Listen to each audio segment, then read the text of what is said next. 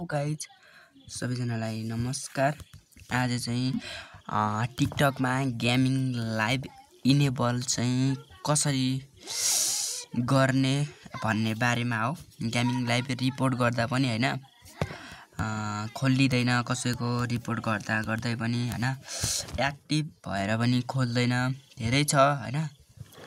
मेरो पनि खोलेको थिएन हैन गाइज। मैले चाहिँ अहिले चाहिँ खुलाइसकेको छु 1000 फलोअर्समै हैन। अहिले भर्खरै खोलेको मेरो यो 3वटा आइडीमा चाहिँ यो अनलाइन अर्निङ अनि यो पी4 गेमिङ 2 भन्ने आइडीमा 3वटा आइडीमा चाहिँ मेरो गेमिङ लाइभ इनेबल गरेको छु।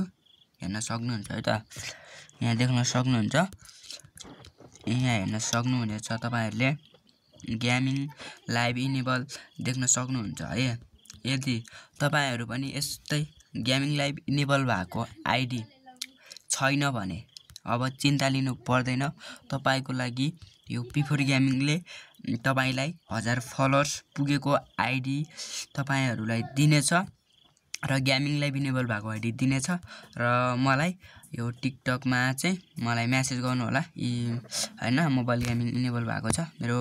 मलाई चाहिँ यो टिकटक आइडीमा मेसेज गर्नु होला वा मेरो व्हाट्सएपमा चाहिँ मेसेज गर्नु होला। तपाईलाई चाहिँ मैले आइडी चाहिँ सस्तो रेटमा गेमिङ लाइभ इनेबल भएको आइडी चाहिँ दिनेछु। हेर्न सक्नुहुन्छ है, यो भर्खरै आइडी खोलेको है त। यो भर्खरै हिजो अस्ति 3 दिन भयो आइडी खोलेको अनि 1000 फलोअर्स पुगेर चाहिँ गेमिङ लाइभ इनेबल भएको छ। मेरो सबै आइडीमा भएको छ है। अहिले चाहिँ जसको पनि भएको छैन है, तपाईलाई चाहिँ मैले आइडी चाहिँ सेल गरिदिनेछु र गेमिङ लाइभ इनेबल भएको आइडी चाहिँ दिनेछु।